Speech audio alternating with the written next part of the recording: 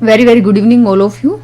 Welcome you all on our YouTube channel The Learning with Fun. I am Dr. Manju ताक्षक. आज की इस video में हम डिस्कस करेंगे अबाउट टोटोमेरिज्म. तो टोटोमेरिज्म क्या है?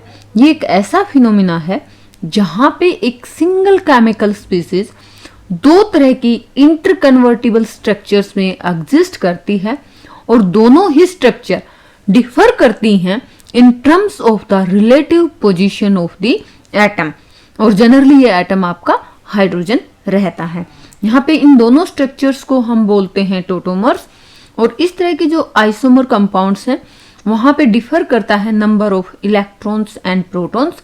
और हमने क्या बताया कि दोनों ही स्ट्रक्चर डायनामिक इक्विलिब्रियम में एग्जिस्ट करती हैं. मतलब अभी ये आपने एक डेफिनेशन देखी, समझाने के लिए समझाते हैं. डेफिनेशन क्या है या फिर टोटोमेरिज्म है क्या? ये एक ऐसा फिनोमिना है जहां पे एक सिंगल केमिकल कंपाउंड दो तरह की स्ट्रक्चर में एग्जिस्ट करने की टेंडेंसी रखता है और ये दोनों स्ट्रक्चर एक दूसरे के साथ डायनामिक इक्विलिब्रियम में होती हैं. और इनमें डिफरेंस क्या होता है? रिलेटिव पोजीशन ऑफ एटम दोनों में वेरी करती है या अलग अलग रहती है. तो जब when a reaction occurs between these compound, यहाँ पे प्रोटॉन का ट्रांसफर होता है और इस तरह के जो टोटोमेरिज्म है उसको आल्सो दे टर्म्ड एज डेस्मोट्रोपिज्म. तो यहाँ पे हम थोड़ा सा एक फास्ट रिवीजन आइसोमेरिज्म का ले लेते हैं. तो दो तरह के आइसोमेरिज्म होते हैं. एक होता है स्ट्रक्चरल आइसोमेरिज्म और दूसरा है स्टीरियो आइसोमेरिज्म.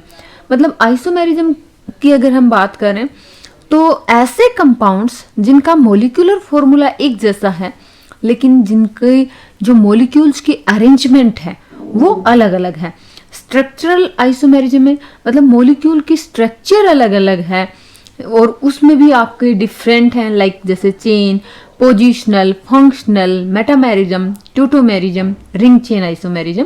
तो यहाँ पे जो टोटोमेरिज्म है it is a type of the structural isomerism.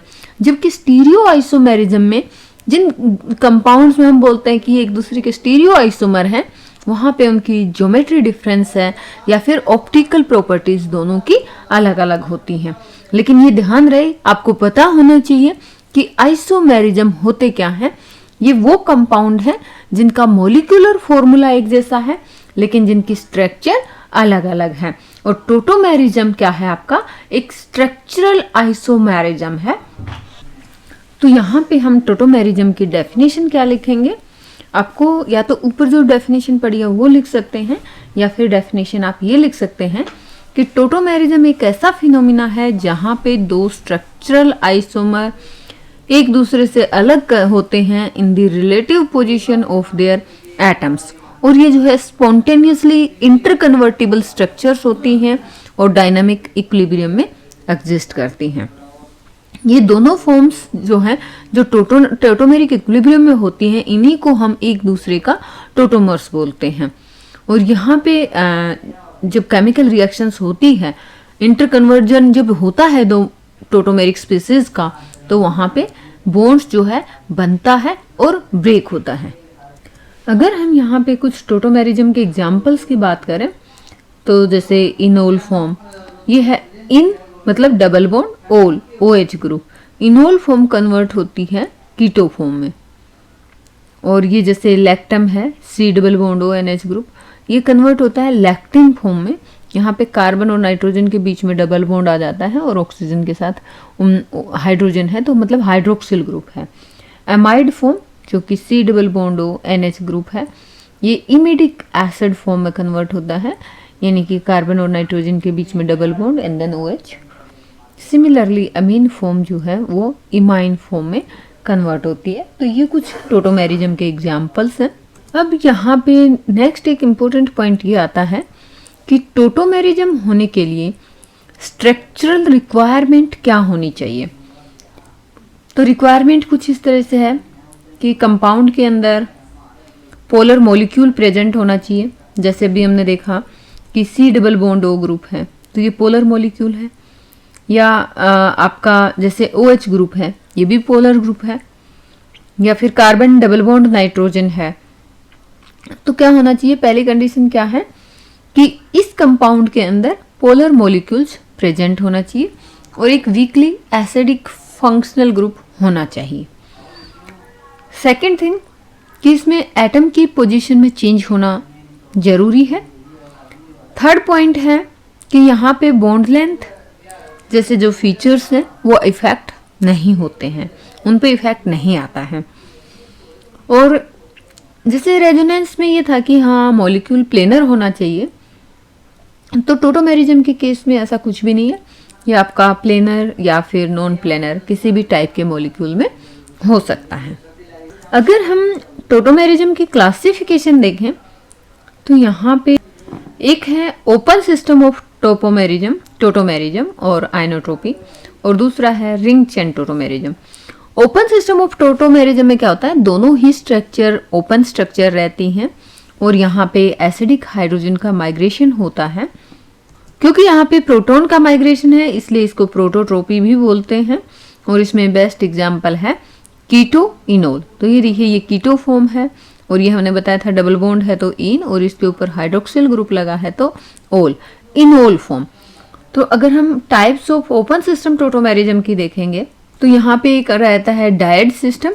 Died system में क्या होता है कि जैसे हाइड्रोजन जो है या फिर कोई भी हाइड्रोजन के अलावा कोई दूसरा ग्रुप अगर माइग्रेट करता है तो ये माइग्रेट करता है from atom number 1 to atom number 2। जैसे हम यहाँ पे साइनाइड और आइसोसाइनाइड का केस देखते हैं, तो सपोज करो हमने इसको 1 नाम दिया और इसको 2 नाम दिया, तो यहाँ पे हाइड्रोजन जो 1 एटम था उससे कहाँ पे माइग्रेट कर गया, 2 वाले एटम पे माइग्रेट कर गया। तो यहाँ पे साइनाइड था, अब यहाँ पे ये ग्रुप कौन सा हो जाएगा, आइसोसाइनाइड। नेक्स्ट इसका कीटोइनोल सिस्टम का एग्जांपल है ट्रायड सिस्टम। तो यहाँ पे जो एसिडिक हाइड्रोजन है वो माइग्रेट करता है from atom number 1 to atom number 3। यहाँ पे अगर कीटोइनोल सिस्टम में हम ये देखें तो कीटोन और अल्डिहाइड एक इक्विलिब्रियम मिक्सचर की फॉर्म में एग्जिस्ट करते हैं।